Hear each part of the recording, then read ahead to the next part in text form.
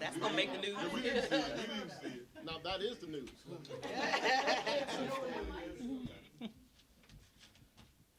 Good morning. Thank you for joining us this morning to discuss the Georgia Civil Rights Act, a measure that will expand civil rights protections to all Georgians. Senate Bill 119 is long overdue for our state and our citizens. I would like to introduce the author of Senate Bill 119, the chairman of the Georgia Legislative Black Caucus, and a leader in the Senate Democratic Caucus, Senator Lester Jackson. I'd like to thank Vice Chairman of the Georgia Legislative Black Caucus, Ms. Sandra Scott.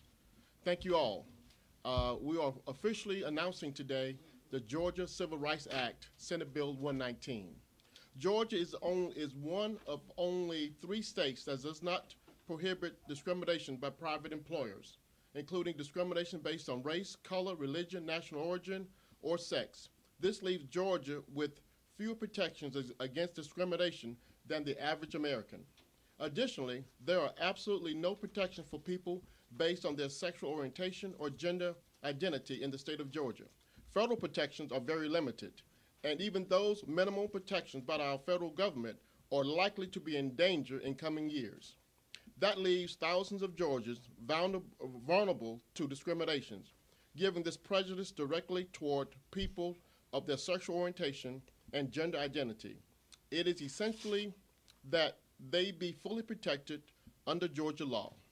It is essential that all Georgians should be protected based on this country's fundamental rights. While federal laws provide some protection, we should reinforce the idea that discrimination of any kind will not be tolerated in our state, just as 45 other states have done. In 1967, the Reverend Dr. Martin Luther King called for civil rights and protections that reaches far beyond the color of our skin. He called for a systematic and economic justice, and is that spirit we introduced Senate Bill 119. This is what the Civil Rights Act will do.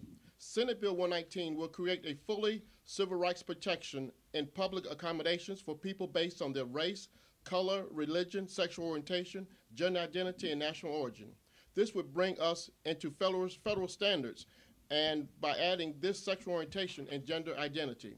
It would also expressly provide protection for LGBT people in areas such as housing, insurance, where Georgia already provides civil rights protection. A new division, the Public Accommodation Division, would be created within the Commission of Equal Opportunity to ensure compliance with this legislation. The Public Accommodation Division would investigate and be authorized to hold administrative hearings to determine whether a civil rights violation has occurred. This board will determine that public accommodations laws have been, if violated, could issue a fine up to $10,000 for the first offense, $25,000 for the second offense, and $50,000 for the third offense. These and other measures, we as legislators, we come together to say that civil rights protection is a fundamental right for all Americans, a fundamental right for all Georgians. I want to thank you for your time and consideration. I would like to bring up Representative Erica Scott to say a few words. I'm sorry, Erica Thomas. Representative Erica Thomas to say a few words. All right. Thank you all for joining us today. And thank you, Senator Jackson, for your official announcement for the Georgia Civil Rights Act. As the communication chair for the Georgia Legislative Black Caucus, I would like to say on behalf of all of us that we stand fully behind the Georgia Civil Rights Act. Civil rights has long been an important issue for this caucus, and as the largest black caucus in the nation, we have a duty to fight for civil rights in every way possible and for every person possible. A lot of people have lost hope and that we will fight on since the installment of our new president. But the Georgia Legislative Black Caucus will continue to resist. We will not only continue to resist, but we will persist. And the Georgia Civil Rights Act, as a part of that commitment, thank you all for that.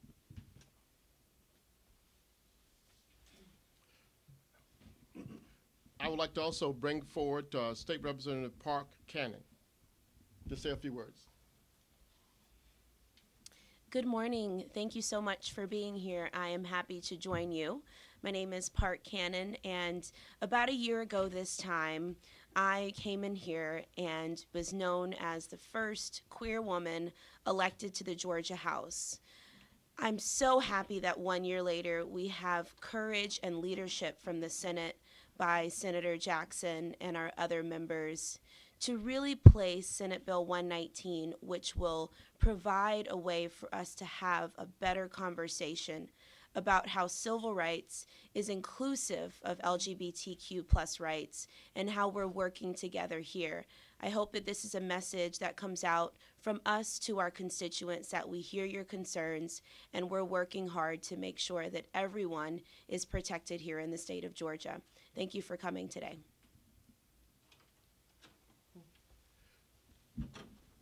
And we have one last speaker. I'd like to bring forward State Senator Vincent Fort. All right. I am timely. It's good to be with you. I am supremely proud to be with this group of folk who have stood up. The Senate Democratic Caucus has stood up over the years for freedom, justice, and equality.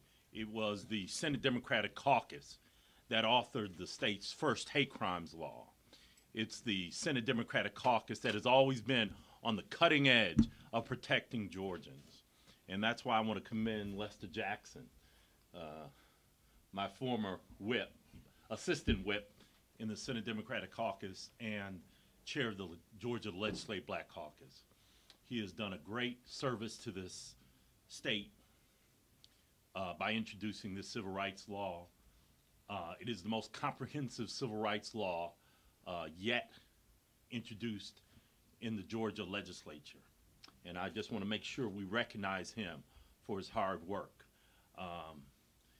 The country is interested in what we do here in Georgia. ProPublica just published an article about how a gay inclusive civil rights law or hate crimes law is anathema to the extreme right. That is a reality. It is a reality we have to deal with, and it's a fight we have to engage. The Senate Democratic Caucus is prepared to do just that. Thank you. And this is, I just want to know, this is not just a Georgia Legislative Black Caucus issue. It's not just a Senate caucus issue. It's a Georgia issue. And this is not our initiative. We are in partnership with several different organizations across, not only across the state, but across this nation. And one of which is Jeff Graham. And I'd like to bring him up. He's Executive Director of Georgia Equality. This is a partnership of people with one goal, and that's bringing equality, equal rights, equal justice to all Americans. Mr. Graham. Thank you, Senator Jackson. I want to thank you and your Senate colleagues for this historic moment. You are working to ensure that all Georgians, regardless of their race, religion, national origin, disability, sex, age, gender identity, or sexual orientation, are protected against discrimination here in Georgia. This is a discussion that Georgians in general are ready to have, and a discussion that over 350,000 lesbian, gay, bisexual, and transgender Georgians desperately need to have happen, so that we know that we are offered the same protections under the law that any other group currently enjoys. In the only broad survey of LGBT Georgians, 45% said that they had experienced some form of discrimination or harassment on the job, and 48% reported that they had experienced discrimination while in a public establishment. There is a clear gap between some of the basic civil rights protections citizens are afforded here in Georgia versus other states. It's time for Georgia lawmakers to address our state's outdated protections and expand them to include common sense protections for all Georgians from discrimination in housing, employment, and public accommodations. Such a move would bring Georgia in line with the vast majority of other states in the nation. Last week, the Williams Institute released a report detailing the economic impact of stigma and discrimination against LGBT people here in Georgia. This research shows that stigma and discrimination can mean that workers are less likely to be out at work and less productive and are less likely to remain on their jobs. They estimate that public and private employers risk losing over $9,100 on average for each employee that leaves the state or changes jobs. In addition, many LGBT and non-LGBT workers, in particular those that are younger and have higher levels of education, prefer to work for companies and companies with more inclusive policies and in states with more supportive laws. Discrimination in employment and housing can also lead to economic hardships for individuals, which in turn can lead to increased reliance on public benefits.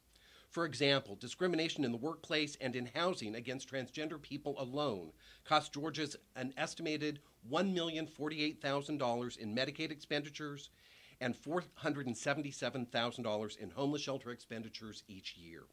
LGBT people in Georgia experience disparities in health outcomes linked to stigma and discrimination, including major depressive disorder and smoking. If the disparity in rates of major depressive disorder between LGBT and non-LGBT people were reduced by just 25%, Georgia's economy would benefit by an estimated $110 million or more. If the disparity in rates of smoking were reduced by 25%, Georgia's economy would benefit by an estimated $81.5 million or more. Poll after poll has shown that Georgians live by our state motto of wisdom, justice, and moderation, and believe in the premise of basic fairness under the law. In a poll released just last year by the Public Religion Research Institute, it indicated overwhelming majorities of Georgians support exactly these protections.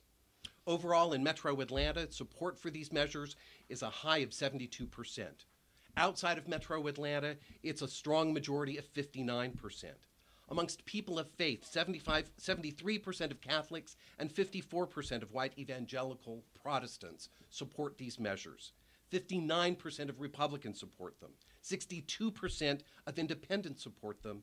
And an amazing 78% of all Georgians, regardless of political affiliation, under the age of 30, support non-discrimination protections specifically for gay and transgender Georgians.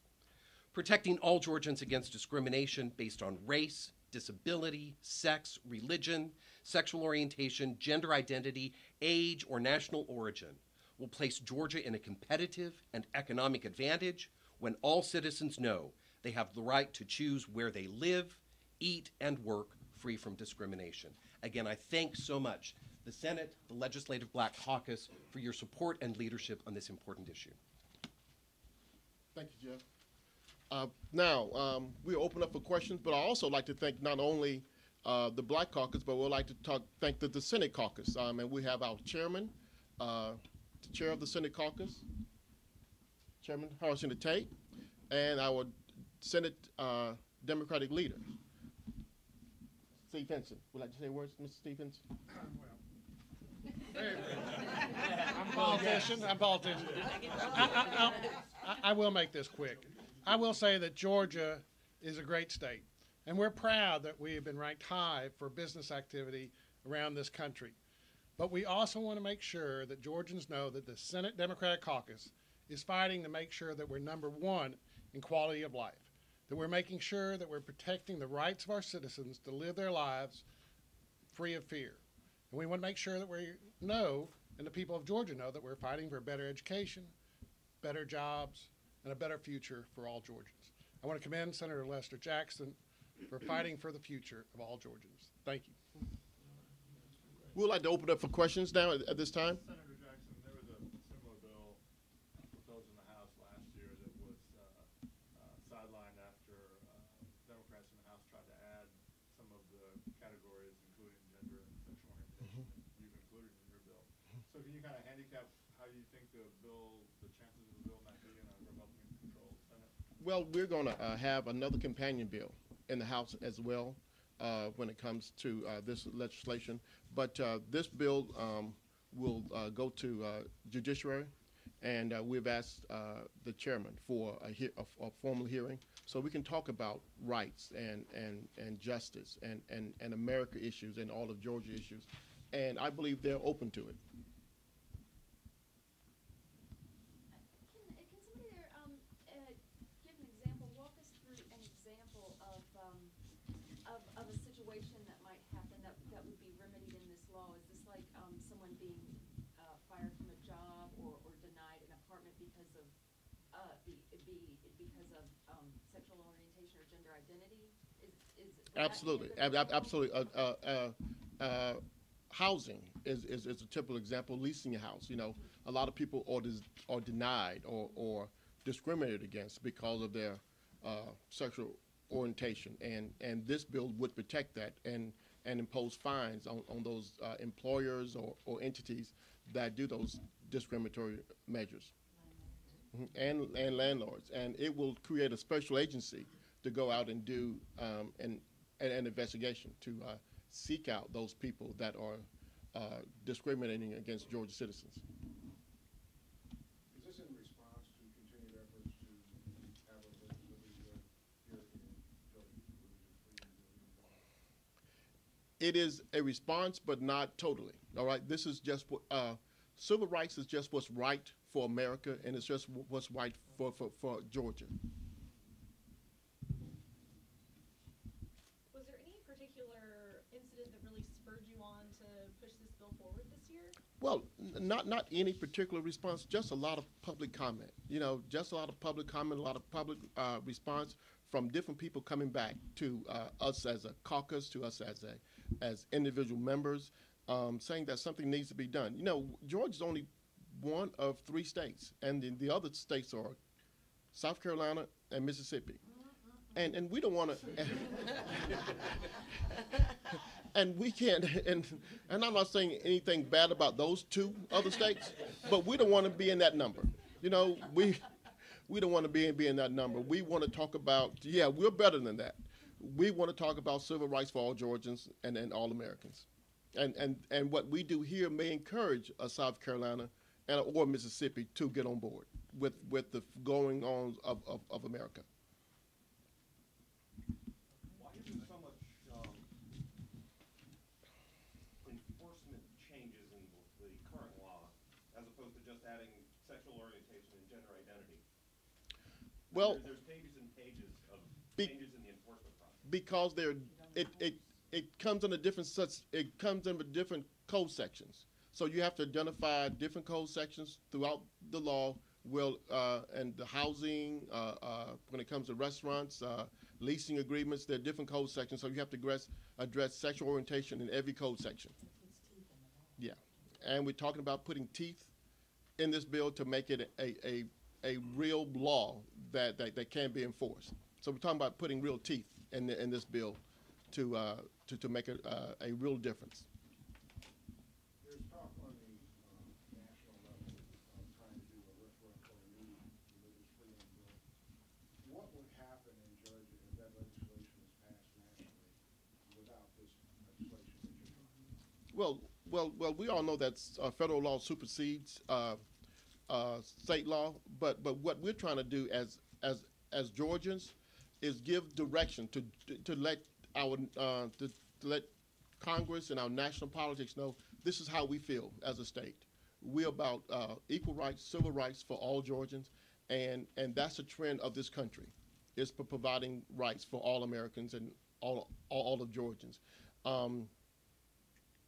So I think this is a progressive move, and it's good for America. If there be no more questions, I want to thank you all for coming out today. I want to thank all the caucus members. Yes, sir. The penalties. The first offense is $10,000 for the first offense. The second offense is $25,000 within 5 years of the first, and a $50,000 fine with up to within 7 years of the first offense. So it's a heavy price to pay. So I want to thank you all for coming out. Thank you. Let's move Georgia forward.